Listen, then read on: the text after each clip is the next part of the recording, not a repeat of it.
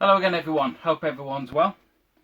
I'm going to do a video today. I've bought a few things, so I'd just like to do a video showing off because there's a couple of items in here that I'd really like to just, not to show off, but also thank the people who made them and sent them. First of all, we'll start off with the old favourite, the small box Spectrum games. Well, Spectrum, Commodore and CPC. I just like the small box games.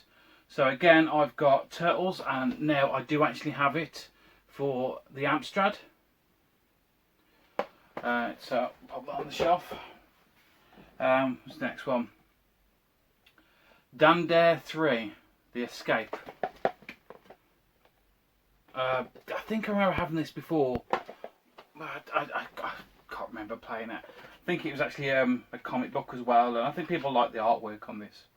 It's very comic book style artwork, as you can see. That's also on the Amstrad. Not got very many of them for the Amstrad, so a few nice additions to the collection. Some people like this one, some people hate it, and me personally, very indifferent. I won't play it. Man United football. Man United, the official computer game. That's for the, what's that for? Spectrum. So, yeah, that go on the shelf, and will probably never be took off the shelf. Definitely won't be loaded. Can't stand football games. Football games on the Spectrum are even worse. Here's a classic that I think most of you will be very familiar with on the Mega Drive. And it also came out, this is, again, Spectrum. This is Altered Beast, which came out on the Spectrum. Really nice condition box. Not played it on that. Again, the screenshots on the back of there are definitely from some other system. They're not from the Spectrum. Nothing new there. One for David Birdsall. Crystal Kingdom Dizzy. Dave, you know me as well. We mock you, but I don't like Dizzy either. Just never been a fan of the Dizzy games. Bore me. I think that's the case. They're just boring to me. That's definitely going to upset a few people. Next one we've got. This is for the Commodore 64. WrestleMania. Wrestling game. What you can say about it, really. Again, a lot of people really like wrestling games. There's a few that I've got into. But the problem I have with wrestling games is I end up just mashing buttons and not knowing how I did the moves that I just did. But definitely didn't have this already. At least I hope I didn't have this already. No. That's The Simpsons. Simpsons, Bart versus the Space Mutants. I have trouble with this game because I'm colourblind. And key thing of this game is you've got to change what things from one colour to the next. And being a colourblind person trying to play this game, it's like people who really like clacks and stuff like that, or them kind of like puzzle games. I just can't do it. You know what I mean? It's just it's good when you see the ones where they actually change the shape of the things or the texture, but when it's just everything's a circle or everything's a block and it's all different colours, I really struggle with. It's mostly blues and purples, greens and browns and reds. They all seem to mingle together. So a good one here. A shame it isn't for the Spectrum because it's a bit of a pricey one to get hold of, and if you're trying to go for the Hit Squad one, that's like what, over £200. But Addams Family, and that's for the Commodore 64. Really, really, really nice to have in my collection. Hopefully I will get the Spectrum box one, but that'll suffice for now. And there's a couple more in here. What's this one? I'll save that one because that's the last one on here will show you how bad my addiction to these small box games has got. This one is Centipods. I actually thought when I saw this with the cover that it was going to be like a Centipede type game, but with the look at the back of it, it's more like a platformer. So I might definitely have to load that one up and give it a go. That's the Spectrum. Amstrad again. Back to the Future 2. So, been told it's not a very good game. But still, nice artwork. It's Back to the Future. You've got to have it in your collection, haven't you? Well, I have. And this is the one that now I actually paid money for this. I saw it and went, I need to have it. And I definitely have got a problem with these box games. The fact that I've gone and bought Neighbours. Neighbours the game. I didn't even know there was a game of Neighbours. I have no clue, if you can see it in there, no clue whatsoever what this game is about. I'm going to have to load it up just for novelty value more than anything else. But Neighbours, what's wrong with me? Yeah, Neighbours on the ZX Spectrum. Although I think there was an EastEnders game as well, wasn't there? In like Alvida's Name Pet and stuff like that. I may have to find them out. Oh, this is something that I'm going for as well, because I'm going to make a video at the end of the year. I'm trying to make a push for Christmas games. So I'll make a nice video, sort of like in December time. Feels like a long way away. And this is the official Father Christmas on the Amstrad. From what screenshots they've seen on this, it's not very good. See a common theme, can you? I keep buying games that aren't good, but I'll keep buying them. So I'll pop you up there. And this is the Amstrad cassette of Tintin on the Moon. And that's actually quite a fun game. I've played it on the, is it the GX 4000 or something like that, on the multi-cart that I've got. And it's platform levels and then shooting levels. It's really quite a fun little game, this one. Although it messes with my OCD, well, say OCD, I like things to be in order, and this is a big box one, so I've got to find a space for that. Doesn't fit in with this lot. Homebrew games now. O-U-R-E. Oh, I don't know how to pronounce that. Yeah, me and my dyslexia. I've got this one. Or, is it or? I don't know. Doesn't help the fact that it's got some funky writing, you know, so yeah, some fonts, some really strange fonts. Doesn't help me at all. Don't know this game. It looks really nice, so it's a nice little homebrew game. And this one I had to pick up as well. Chaos Generator. You don't often find, well, I haven't come across homebrew games in these clamshell style cases, and this one is still sealed, so I think I'll crack this one open and give it a play.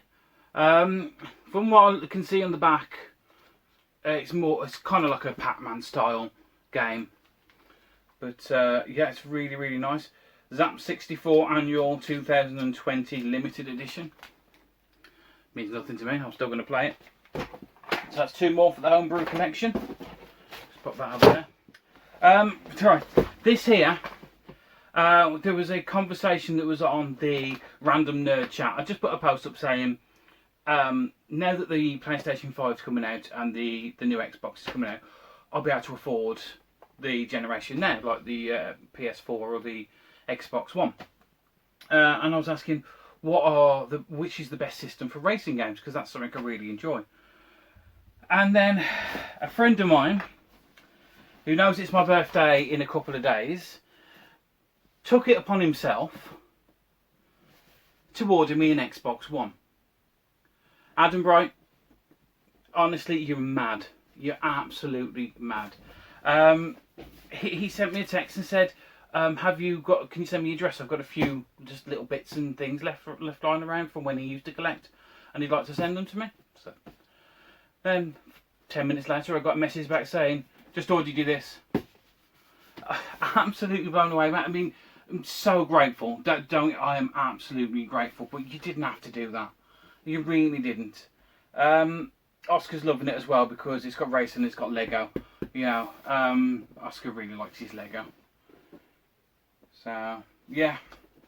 Going to take a bit of time, get to know the Xbox One. I now own an Xbox. I'd never be able to afford one myself.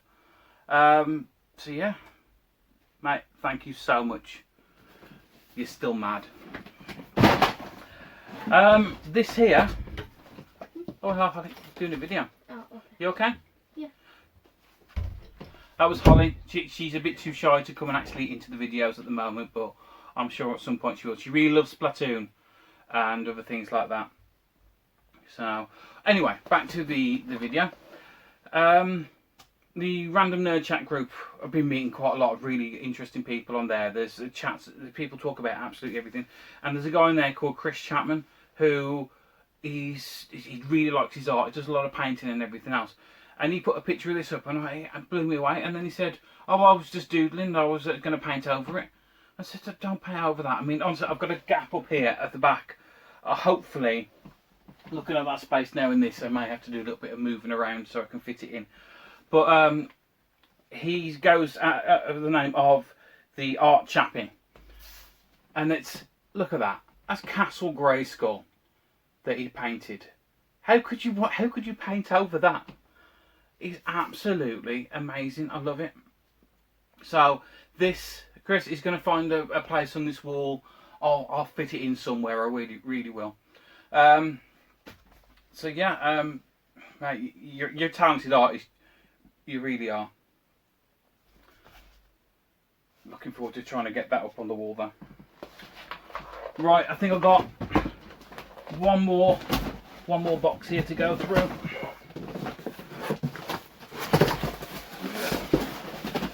What we got here? Oh, this is from Sean French. This stuff in here. He damn it. Should have been more careful carrying this. About to knock some keys off. Excuse me a minute.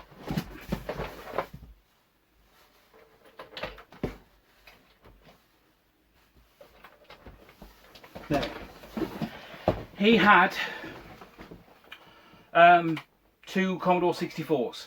He said they were both sharing a black screen, and he was selling them for like 25 quid. And I said, look, I'll take them. I like a bit of a project. I like either trying to fix them up or use them for spares for other things.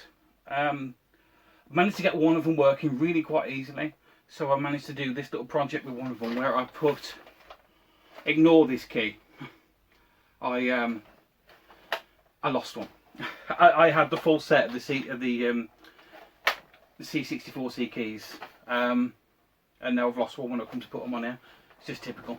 But yeah, this is Commodore 64, which I've put into a VIC-20 case. I've changed the badges over, and the keys are from a Commodore 64C, apart from that one.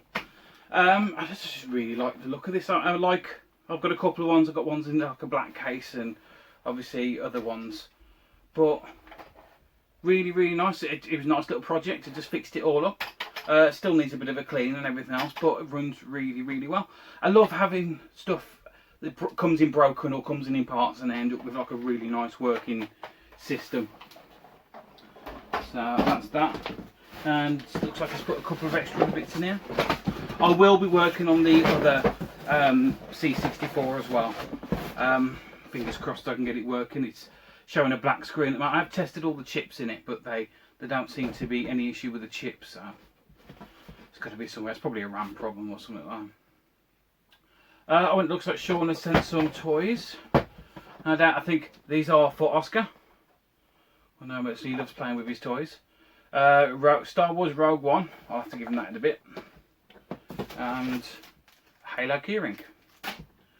And what else we got in here? Oh, just a couple of Spectrum games. Pinball Wizard. SAS Operation Thunder Flash. Not one I'm familiar with. And Cruising on Broadway. Not got a clue. Oh, and Turtles again. Can't seem to be escaping Turtles at the moment. This is Turtles for the Amiga. And let's have a look inside. Oh, that's nice. Actually still got some of the Turtle stickers in it. I think actually one of the ones I had there had somebody left the, where's it? Is it this one? No, it must be a different one. It's in there somewhere. Somebody left like the wrapper that the cards came in, and I had to stick them together. So yeah, Turtles on the Amiga. I bet it plays just as bad as the NES one and all the rest of them. It's not a very good platform game. So yeah, that's a few things that I picked up over the past week or so. Really like this. And if you want, I think he actually creates paintings for people as well. So look for the art chapping, Chris Chapman, and I'm sure he'll be more than happy to paint you a picture. Some really nice work, mate. So yeah, that's just a few things that I've picked up. Nothing else I can say really, apart from absolutely madness buying me an Xbox One, but I'm very grateful. Right, everyone, guys, that's enough for me waffling again. Everyone, stay safe, look after yourself and each other.